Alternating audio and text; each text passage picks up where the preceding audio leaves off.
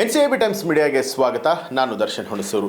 ಈ ಕ್ಷಣಕ್ಕೆ ಚುನಾವಣೆ ನಡೆದರೆ ಕಾಂಗ್ರೆಸ್ ಉಡಿಸಾಗುತ್ತೆ. ರಾಜ್ಯದಲ್ಲಿ ಬಿಜೆಪಿಗೆ ಸಿಗುತ್ತಂತೆ ಡಬಲ್ ಸೀಟ್. ಏನಿದು ಅಂತೀರಾ? ವಿಡಿಯೋ ನೋಡಿ.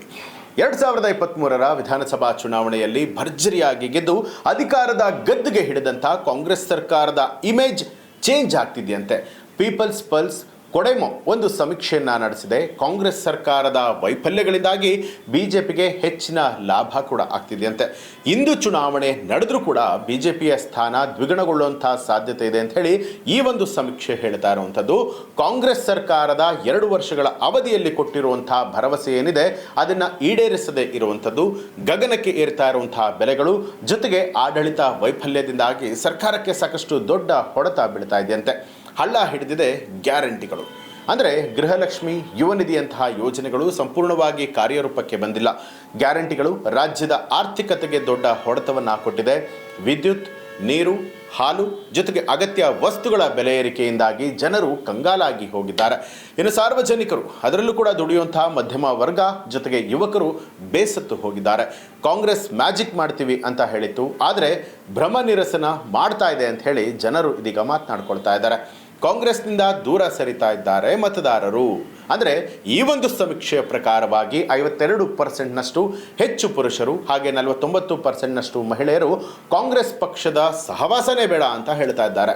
ನಿರುದ್ಯೋಗಿ ಯುವಕರನ್ನು ಬೆಂಬಲಿಸೋದಕ್ಕೆ ತಂದಂಥ ಯುವ ನಿಧಿ ಯೋಜನೆ ಇನ್ನೂ ಕೂಡ ಟೇಕ್ ಆಫ್ ಆಗಿಲ್ಲ. 18ರಿಂದ 25 ವರ್ಷ ವಯಸ್ಸಿನ ಯುವ ಮತದಾರರ ಪೈಕಿ 56%ನಷ್ಟು ಜನರು ಬಿಜೆಪಿಯನ್ನು ಬೆಂಬಲ ಮಾಡ್ತಾ ಇದ್ದಾರೆ. 26ರಿಂದ 35 ವರ್ಷ ವಯಸ್ಸಿನ 48.6% ಹಾಗೆ 35ರಿಂದ 50 ವರ್ಷದ ಜನ 50%ನಷ್ಟು ಜನರು ಕಾಂಗ್ರೆಸ್ ವಿರುದ್ಧ ಇದೀಗ ಕಿಡಿಕಾರ್ತಾ ಇರುವಂಥದ್ದು.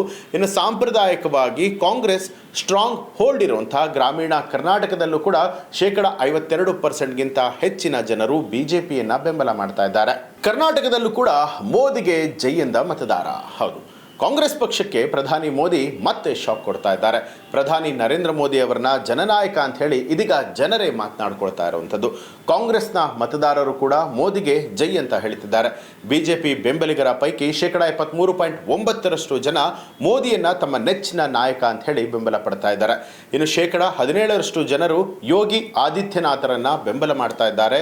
ಮಜಾ ಅಂತ ಹೇಳಿದ್ರೆ ಕಾಂಗ್ರೆಸ್ಗೆ 37.8% ಜನರು ತಮ್ಮ ನಾಯಕರಿಗಿಂತ ಮೋದಿ ಅವರನ್ನ ಇಷ್ಟಪಡ್ತಾ ಇರುವಂಥದ್ದು. 40.6% ಜನ ರಾಹುಲ್ ಗಾಂಧಿ ಅವರನ್ನ ಬೆಂಬಲ ಮಾಡ್ತಾ ಇದ್ದಾರೆ. 5% ಜನ ಖರ್ಗೆಗೆ ಜೈ ಅಂತ ಇರುವಂಥದ್ದು. ಇನ್ನು JDS ಮತದಾರರಲ್ಲಿ 73.2% ಜನರು ಮೋದಿ ಅವರನ್ನ ಬೆಂಬಲ ಮಾಡ್ತಾ ಇದ್ದಾರೆ. ರಾಹುಲ್ ಗಾಂಧಿಗೆ ಕೇವಲ 5.8% ಜನರು ಹಾಗೆ ಖರ್ಗೆಗೆ 0.6% ಜನ ಮಾತ್ರ ಬೆಂಬಲ ವ್ಯಕ್ತಪಡಿಸ್ತಾ ಇದ್ದಾರೆ. ಅಲ್ಲದೆ ಕಾಂಗ್ರೆಸ್ನ ದಿಗ್ಗಜರಾದ ಸಿದ್ದರಾಮಯ್ಯ ಹಾಗೆ DK ಶಿವಕುಮಾರ್ ಸಮುದಾಯಗಳು ಕೂಡ ಮೋದಿಯತ್ತ ಇದೀಗ ಮುಖವನ್ನ ಮಾಡ್ತಾ ಇರುವಂಥದ್ದು. ಮೋದಿಗೆ ವಿಶ್ವಕರ್ಮರು 78.2%, ನಾಯಕರು 74.6%, ವಾಲ್ಮೀಕಿ ಅವರು 72.1%, ಮರಾಠರು 71.2% ಹಾಗೆ ಲಿಂಗಾಯತರು 69.8% ಜನ ಬೆಂಬಲವನ್ನು ವ್ಯಕ್ತಪಡಿಸ್ತಾ ಇದ್ದಾರೆ. ಇನ್ನು ರಾಹುಲ್ ಗಾಂಧಿ ಯಾವುದೇ ಉಪಗುಂಪಿನಲ್ಲೂ ಕೂಡ 19% ದಾಟಿಲ್ಲ. ಆದರೆ ಮಲ್ಲಿಕಾರ್ಜುನ ಖರ್ಗೆಗೆ ಆದಿ ಕರ್ನಾಟಕ 14.6% ಹಾಗೆ ಮಾದರ 9.6% ಜನ ಬೆಂಬಲವನ್ನು ವ್ಯಕ್ತಪಡಿಸ್ತಾ ಇದ್ದಾರೆ.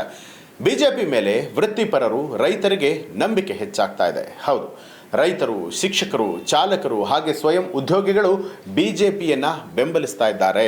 ಕಾರ್ಮಿಕರು ಮತ್ತು ಜಾಸ್ತಿ ಓದಿಲ್ಲದವರು ಕಾಂಗ್ರೆಸ್ಗೆ ತುಸು ಹೆಚ್ಚು ಬೆಂಬಲ ಕೊಡ್ತಾ ಇದ್ದಾರೆ. ವಿದ್ಯಾವಂತ, ಉದ್ಯೋಗಿ ಹಾಗೆ ಮಹತ್ವಾಕಾಂಕ್ಷಿಗಳು ಬಿಜೆಪಿಗೆ ಜೈ ಅಂತ ಇರುವಂಥದ್ದು. ಕಾಂಗ್ರೆಸ್ ವಿರುದ್ಧ ಇದೀಗ ರೈತರು ಆಕ್ರೋಶ ವ್ಯಕ್ತಪಡಿಸ್ತಾ ಇದ್ದಾರೆ.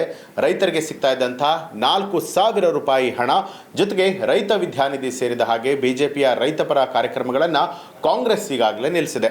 10 ರೂಪಾಯಿಗೆ ಸಿಗ್ತಾ ಇದ್ದಂತಹ ಪಹಣಿಯನ್ನ 100 ರೂಪಾಯಿ ಮಾಡಲಾಗಿದೆ. ಇದರಿಂದ ರೈತರು ಬಿಜೆಪಿ ಪರವಾಗಿ ನಿಂತಿದ್ದಾರೆ. ಕಾಂಗ್ರೆಸ್ಗೆ SC/ST ಸಮುದಾಯಗಳ ಪೆಟ್ಟು. ದಲಿತರು, OBCಗಳು ಹಾಗೆ ST ಸಮುದಾಯಗಳು ಕಾಂಗ್ರೆಸ್ ಪಕ್ಷದಿಂದ ದೂರ ಆಗ್ತಾ ಇರುವಂಥದ್ದು.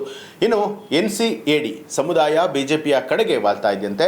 ಅಂದರೆ 57% ವಾಲ್ಮೀಕಿಗಳು, 64.3% ನಾಯಕರು ಬಿಜೆಪಿಯನ್ನು ಬೆಂಬಲಿಸ್ತಾ ಇದ್ದಾರೆ. ಇಂದು ಲೋಕಸಭಾ ಚುನಾವಣೆಗಳು ನಡೆದರೆ ಕಾಂಗ್ರೆಸ್ ಪಕ್ಷ 2024ರಲ್ಲಿ ಗೆದ್ದಂತಹ ರಾಯಚೂರು, ಬಳ್ಳಾರಿ ಹಾಗೆ ಚಿಕ್ಕೋಡಿಯಂತಹ ಕ್ಷೇತ್ರಗಳಲ್ಲಿ ಹಿನ್ನಡೆಯನ್ನು ಎದುರಿಸಬಹುದು ಅಂತೇಳಿ ಈ ಒಂದು ಸರ್ವೆ ಹೇಳ್ತಾ ಇರುವಂಥದ್ದು. ಈ ಬಗ್ಗೆ ನಿಮಗೆ ಏನನ್ಸುತ್ತೆ ಅನ್ನೋದನ್ನು ಕಮೆಂಟ್ ಮಾಡಿ ತಿಳಿಸಿ. ಹಾಗೆ ನೀವು ಇನ್ನೂ ಕೂಡ ನಮ್ಮ ಚಾನಲನ್ನು ಸಬ್ಸ್ಕ್ರೈಬ್ ಮಾಡಿಲ್ಲ ಅನ್ನುವಂಥದ್ದಾದರೆ ಈಗಲೇ ಸಬ್ಸ್ಕ್ರೈಬ್ ಮಾಡಿ ಬೆಲ್ ಐಕಾನ್ ಒತ್ತಿ.